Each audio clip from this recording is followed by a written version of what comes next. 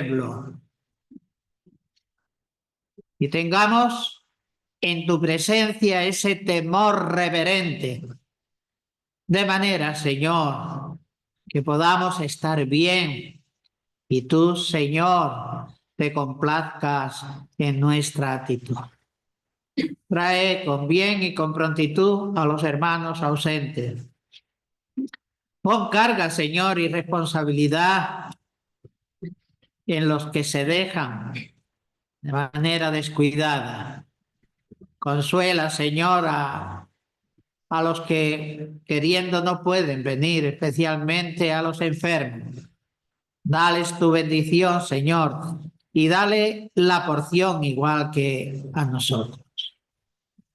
Presídenos, Señor, gobierna nuestros impulsos y dirige la reunión por el nombre santo de Jesucristo.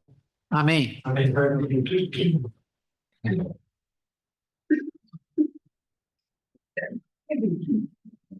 Bueno, pues queridos hermanos, con la ayuda del Señor quisiera tener algunas reflexiones o meditación en el Salmo 40. Y podrán recordar los hermanos que en este Salmo, como es habitual, David nos ministra. Él es el que nos va a ministrar con su palabra.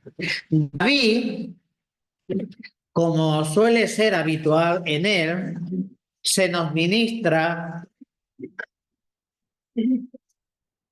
en base a las frecuentes experiencias que el mismo David vivió y sintió. Estamos de acuerdo, ¿verdad?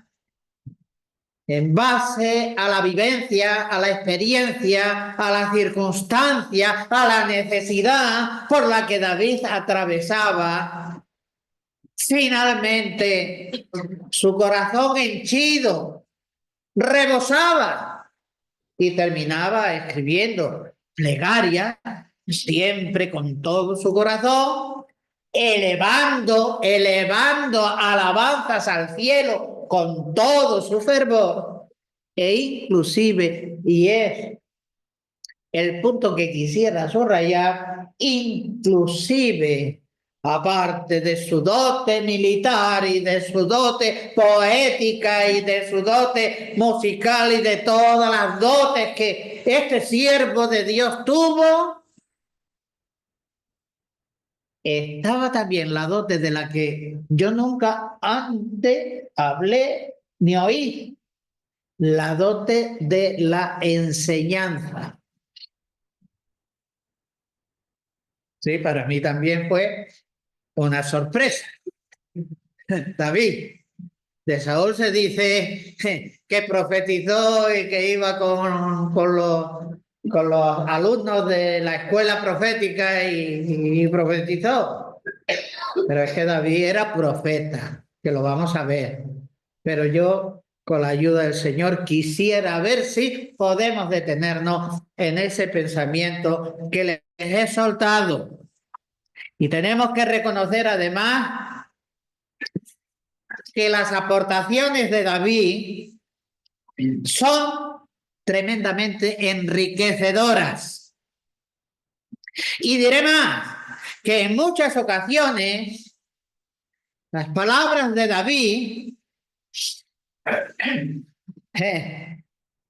trascienden a lo que está diciendo respecto a la vivencia o al momento y terminan convirtiéndose en profecía.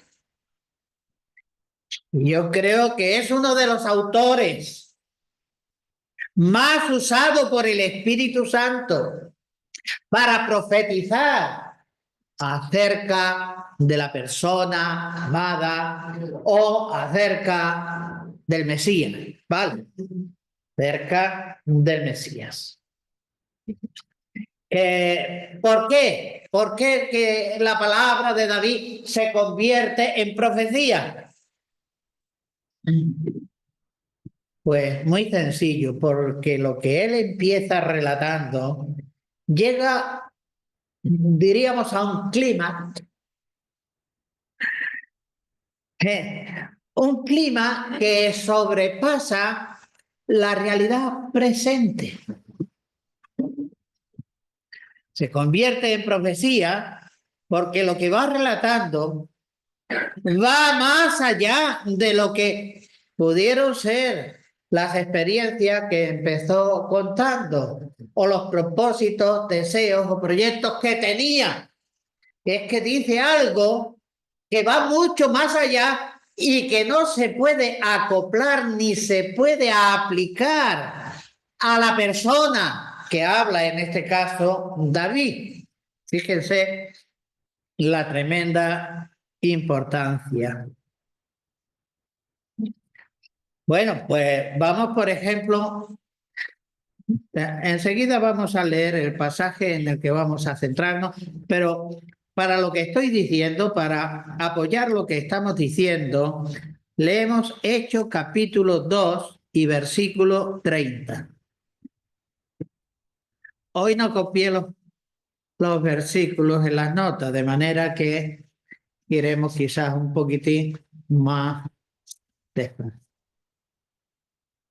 Hechos capítulo 2 y verso 30. Versículo 29, por arrancar un poquito más atrás. Es Pedro hablando al pueblo en Jerusalén, el día de Pentecostés. Varones hermanos, se os puede decir libremente, sin necesidad de justificar nada. Lo que voy a decir está todo más que justificado, quería decir Pedro. Se os puede decir libremente del patriarca David, que murió y fue sepultado, y su sepulcro, prueba de que murió y que fue sepultado, su sepulcro está con nosotros hasta el día de hoy. Pero siendo profeta, refiriéndose a David, pero muerto y enterrado, pero siendo profeta y sabiendo que con juramento Dios le había jurado que de su descendencia en cuanto a la carne levantaría al Cristo para que se sentase en su trono. Vale. Claramente una referencia que da a David, yo diría, la categoría de profeta. Siendo profeta, pudo, y a pesar de muerto, pues Dios va a cumplir la palabra de que el segundo David ocuparía el trono de Israel.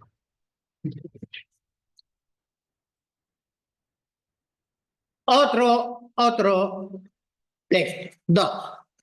Salmo 16.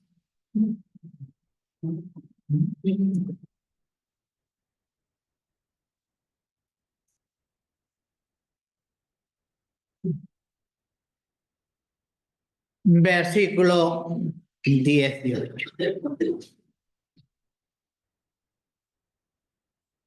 A Jehová he puesto siempre delante de mí, porque está a mi diestra. Es David el que habla, el que escribe, el que nos está ministrando. A Jehová he puesto siempre delante de mí, porque está a mi diestra, no seré conmovido. Se alegró por tanto mi corazón y se gozó mi alma. Mi carne también reposará confiadamente. Y ya aquí, pues evidentemente, las palabras que hemos leído se convierten en palabras del Mesías. Porque miren cómo termina. Porque no dejará mi alma en el Seol, ni permitirá que su santo vea corrupción. Evidentemente, estas palabras no se pueden aplicar, o David no la podía aplicar para él. Era el Espíritu Santo que le tomaba y le llevaba a hacer estas revelaciones. Vamos a volver a Hechos capítulo 2. Y esto tiene que ver porque dentro del pasaje que vamos a meditar, vamos a ver en tipo una resurrección que experimentó David. Espero que no esté liando la cosa. Capítulo 2 de Hechos, versos 22 al 27. Sigue hablando Pedro a los judíos en el Pentecostés, en Jerusalén, varones israelitas. Oíd estas palabras. Jesús Nazareno, varón aprobado por Dios entre vosotros, con las maravillas, prodigios y señales que Dios hizo entre vosotros por medio de él, como vosotros mismos sabéis. Eso no lo podían negar. Verso 23. A este, entregado por el determinado consejo y anticipado conocimiento de Dios, prendisteis y matasteis por manos de inicuos, crucificándole, al cual Dios,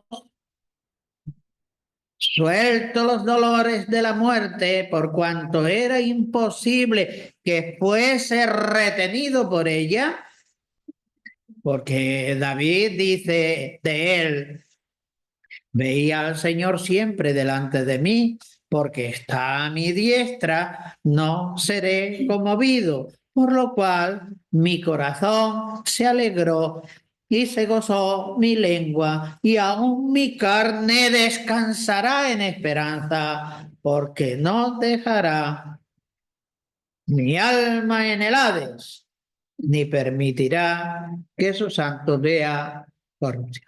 Entonces, los hermanos, si han seguido la lectura, no sé si habrán podido seguir el argumento, pero que sí. Lo digo por mi torpeza, ¿no? Los hermanos ya pueden ver que este salmo lo citábamos el domingo. ¿Se acuerdan que el domingo hablábamos? No te agradaron los sacrificios y quita lo primero para establecer lo postrero. Como dice el texto, dice, aquí vengo para hacer tu voluntad. Eso justamente está en este salmo. Eso es un poco la indicación de por qué he terminado leyendo este salmo. Pues en los repasos que uno hace, pues luego después se te queda algo. Dice, después voy a por ti. Y bueno, fui a por el tema y espero compartir alguna cosita provechosa. Así que miren lo que dicen en el Salmo 40, miren lo que dicen los versos 6 al 8.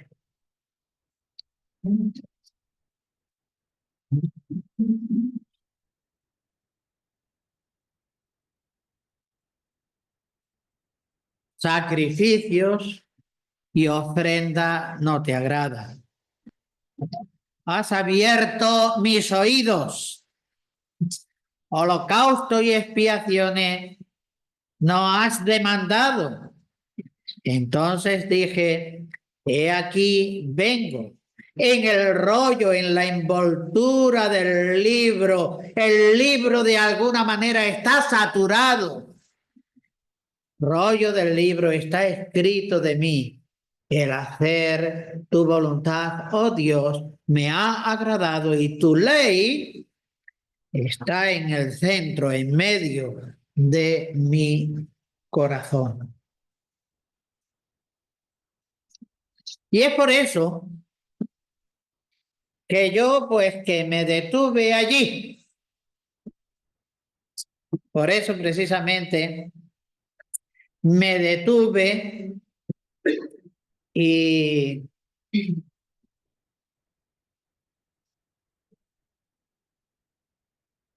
y bueno, llamó mi atención esta frase, pero la que yo quería subrayar y en la que quería, bueno, en la que me ha parecido descubrir, la tenemos la frase en el versículo 3 al final. Pues, no sé. Sí, dice el verso 3 a la mitad, dice, verán esto muchos y temerán y confiarán en Jehová. Lo que ha contado David, lo que ha vivido David, la experiencia que David ha tenido con Dios y que él la relata, dice, esto lo verán muchos y temerán a Jehová y confiarán en Jehová.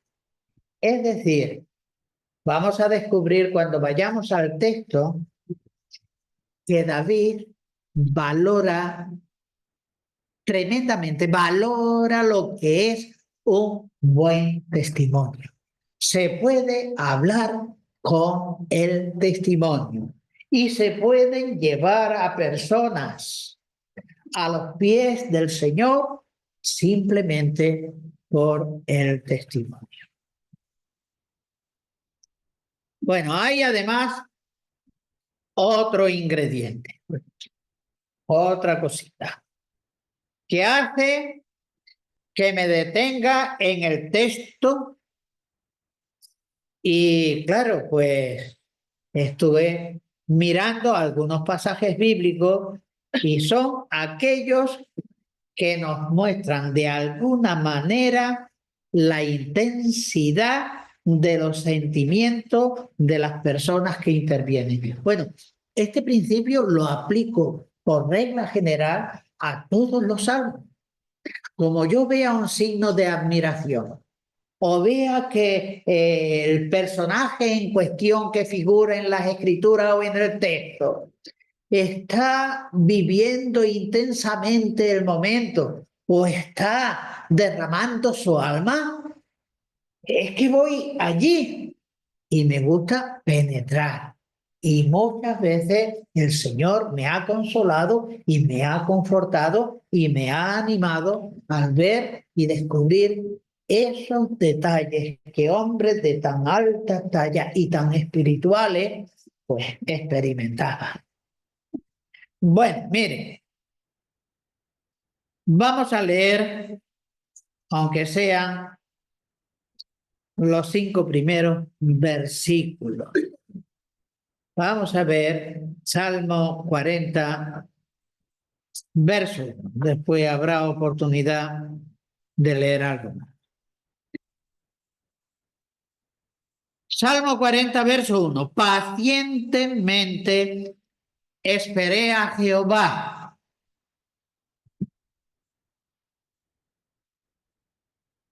Sigue diciendo. Y Jehová se inclinó a mí y oyó mi clamor y me hizo sacar del pozo de la desesperación, del lodo cenagoso. Puso mis pies sobre peña y enderezó mis pasos. Puso luego en mi boca, este es el testimonio, puso luego en mi boca cántico nuevo, alabanza a nuestro Dios. Y sigue diciendo el texto, verán esto muchos y temerán y confiarán en Jehová. Bienaventurado el hombre que puso en Jehová su confianza y no mira a los soberbios ni a los que se desvían tras la idolatría, la mentira.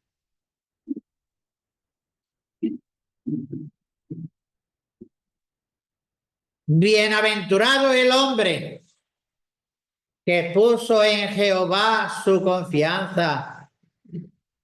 Bienaventurado el hombre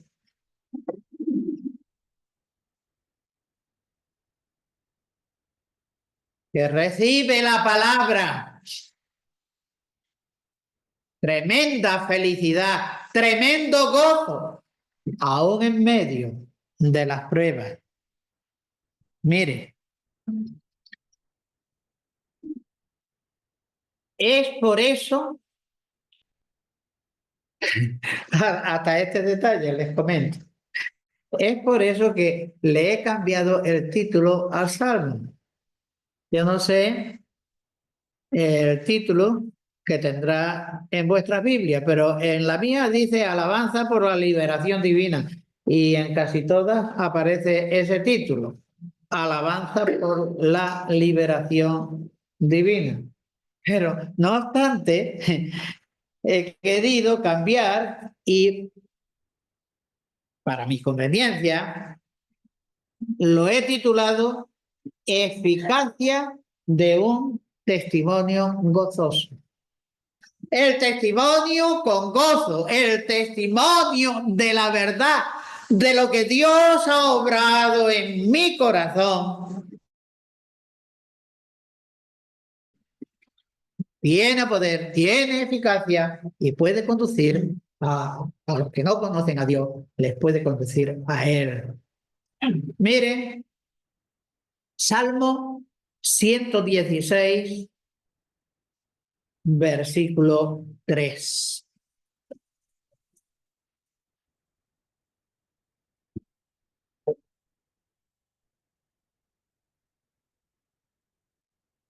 Bueno, esto de no copiar la cita es verdaderamente para mí un atraso.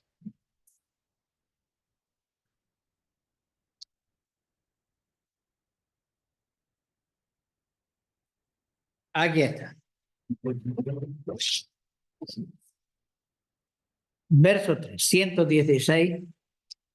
Mire, me rodearon ligaduras de muerte. Me encontraron las angustias del Seol. Angustia y dolor había yo hallado. Entonces invoqué el nombre de Jehová diciendo, oh Jehová, libra mi alma. Y la experiencia, clemente es Jehová y justo y misericordioso es nuestro Dios, etcétera. Ahora retrocedemos al Salmo 16 y verso 8, y veremos por qué estamos mirando esto.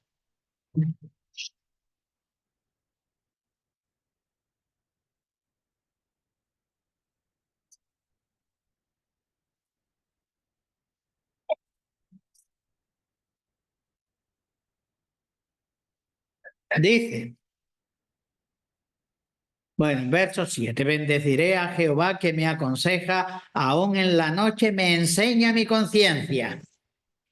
A Jehová he puesto siempre delante de mí, porque está a mi diestra, no seré conmovido. Se alegró por tanto mi corazón y se gozó mi alma. Mi carne también reposará confiadamente, porque no dejará mi alma en el Seol, ni permitirá que sus santos vean corrupción. Esto nos lleva a los primeros versículos, otra vez, del Salmo 40. Pacientemente, dice el salmista, pacientemente esperé a Jehová. Y ese es el gran problema de los que nos contamos entre los creyentes, que no somos pacientes, ni somos perseverantes, ni nos tomamos la enseñanza bíblica, nos la tomamos en serio. Por ejemplo, tenemos la encomendación de interceder por los hermanos. Intercedemos, veces con mayor insistencia, veces con menor, pero en tanto que recordamos y pensamos en el hermano, en la hermana, Señor, ayuda. Hoy pues, me vinieron varias veces a la mente que el hermano José pues iba a tener una prueba, que la prueba además es un tanto delicada, para pedir por los que tenían que intervenir y para pedir que hubiera el acierto que se está buscando. Pero cuando oramos por algo que nos ocurre, lo queremos ya. Nos parece que tener que ser paciente como que nos sobra, como que queremos, Señor, ya, ahora, no demores. Pero aquí el salmista dice, en este caso David, pacientemente esperé a Jehová. Y yo no sé cuánto tiempo tardaría la reacción de Dios. Pero si no se hubiera muerto, a lo mejor seguía pacientemente esperando en Dios porque sabía que Dios le respondería. Y aquí estamos con pacientemente esperé a Jehová. Y esa es la clave, la paciencia y la perseverancia. Esa es la clave para poder leer seguidamente. Y se inclinó a mí. No que nos hizo una reverencia, sino que somos tan pequeñitos que acercó el oído para oír bien y para poder responder correctamente. Así que, y se inclinó a mí y oyó mi clamor. Aquello no era una mera petición, no era un mero capricho, era algo por lo que él verdaderamente clamaba. Y esto nos sitúa en aquella parte histórica de la vida de David en la que Absalón se rebeló y tuvo tantísimos problemas. Y estaba siempre, estaba acorralado. Siempre tenía que ir saltando de peña en peña, de cueva en cueva. Y el odio que respiraba su propio hijo Salomón contra David era verdaderamente de muerte. Te odiaba. Así que pacientemente esperé a Jehová.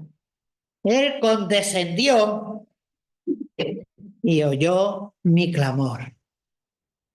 Ahora recordemos, él habla del pozo, el pozo de la desesperación.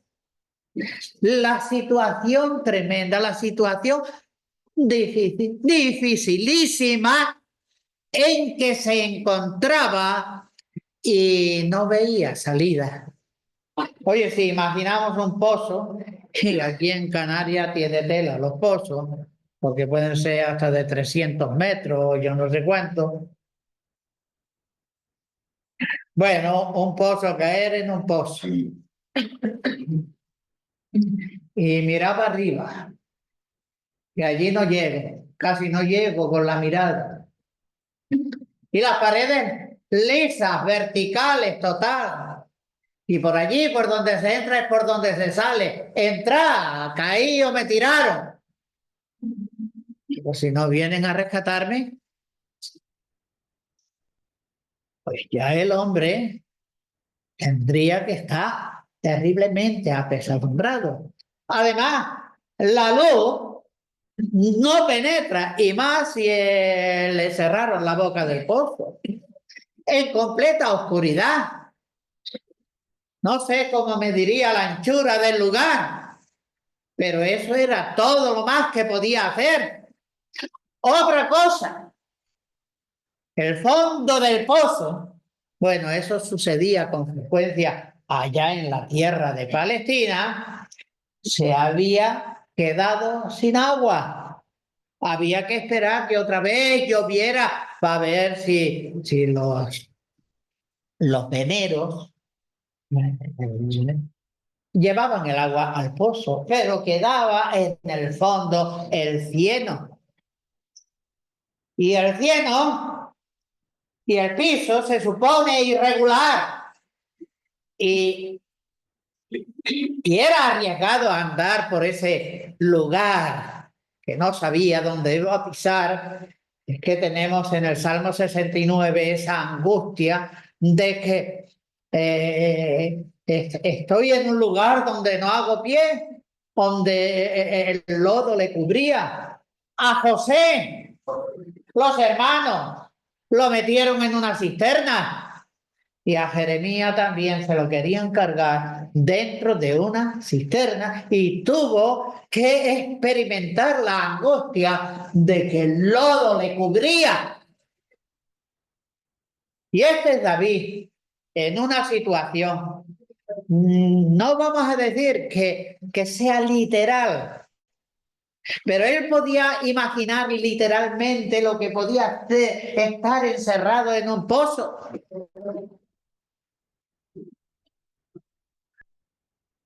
Y él clamaba. Él no meramente pedía, él clamaba, él volcaba el alma y él permanecía quieto, a la espera. Dios no falla. Eso es lo que nosotros vamos aprendiendo aquí. Así que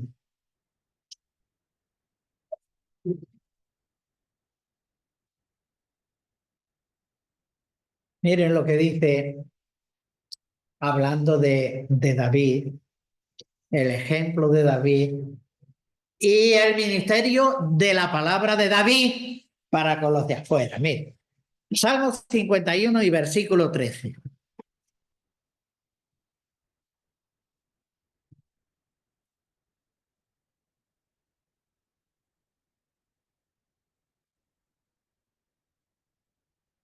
Dice,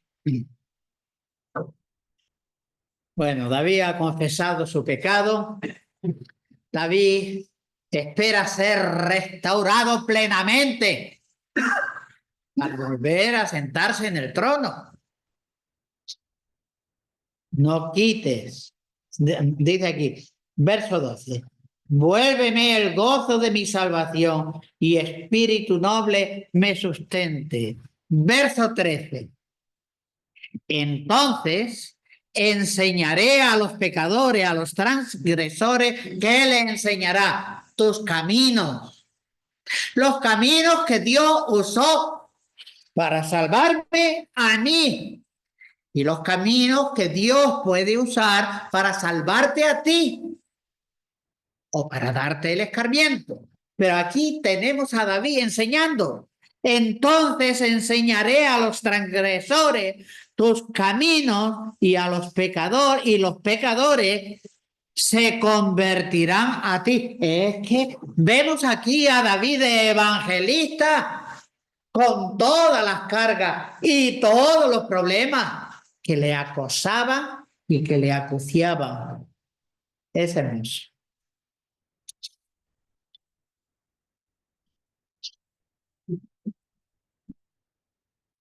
Seguimos la lectura.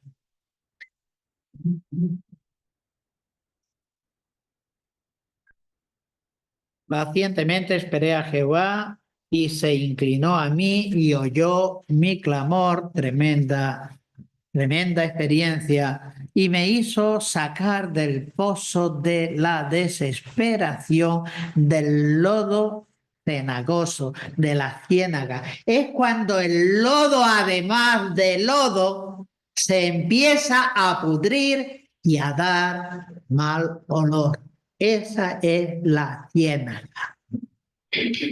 Puso mis pies sobre peña, de manera que lo tenía difícil moverse en el fondo del pozo.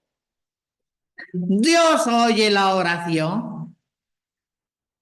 Puso mis pies sobre peña y enderezó mis pasos.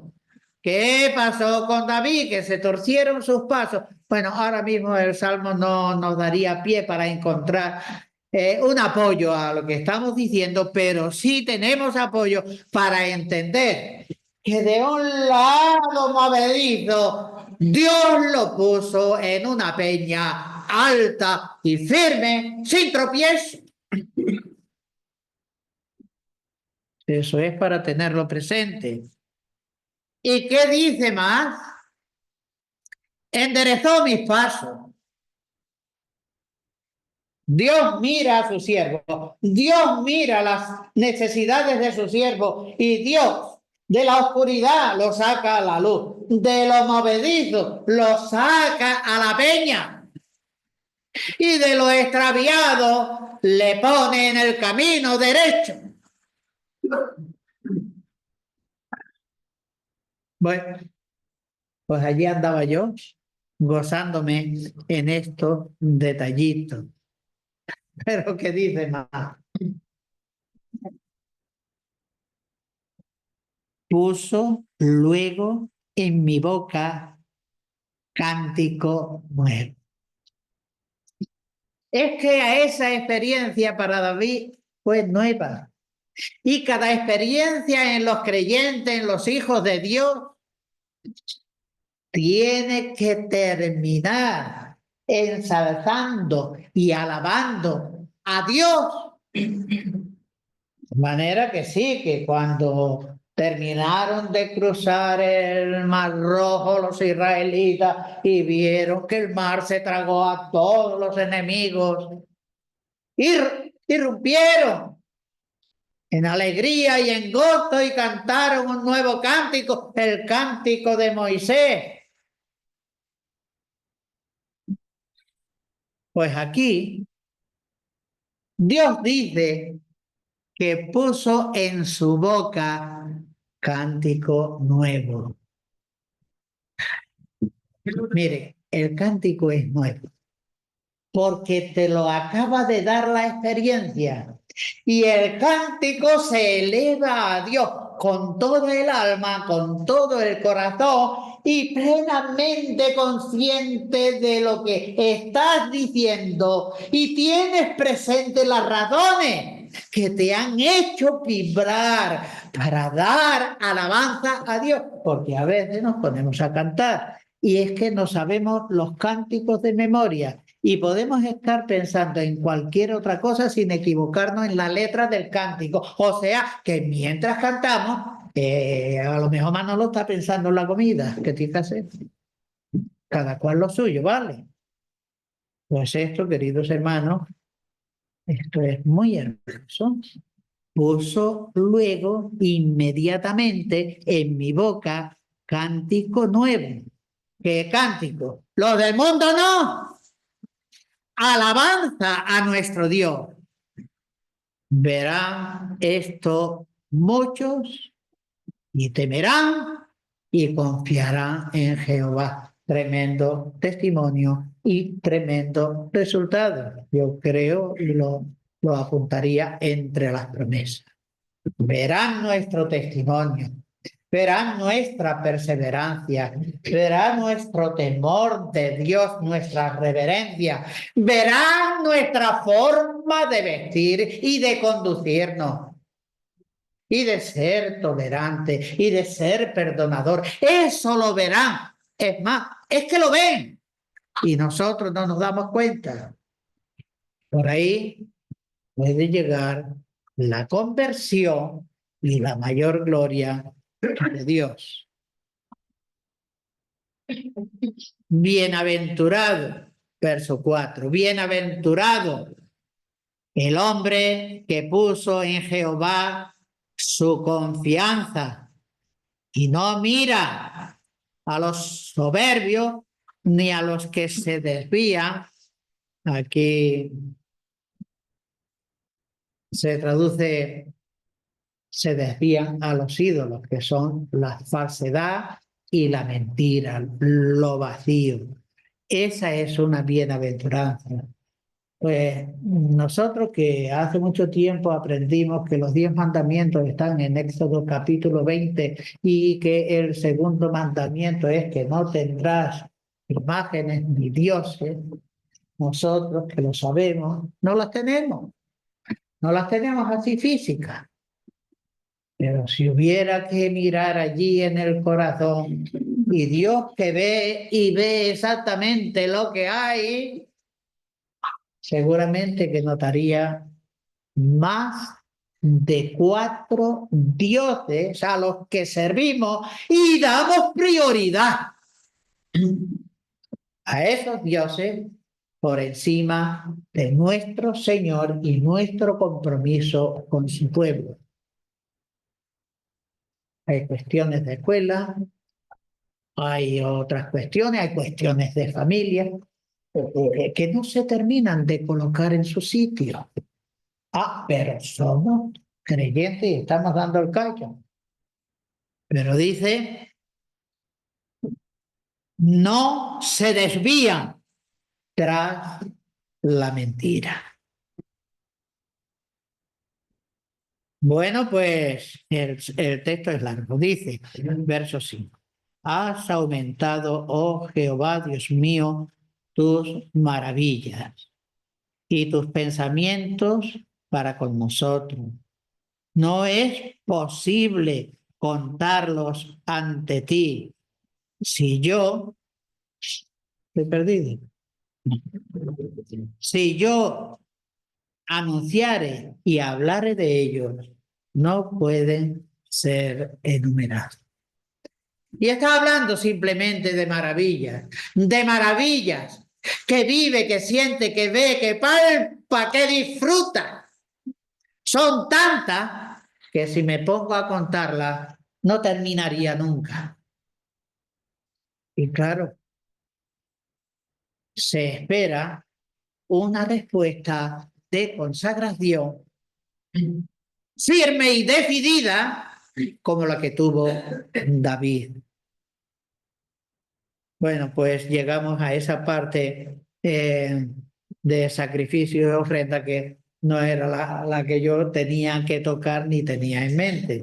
Yo simplemente quiero subrayar el hecho de que Dios respondió en base a la firmeza y a la perseverancia, de que Dios transformó la situación y de que David fue consciente de esa transformación al punto de entender que le iban a observar, que le iban a mirar, que le iban a ver e iban a ser de alguna manera compelido, empujado a ir a Dios y a convertirse a Él.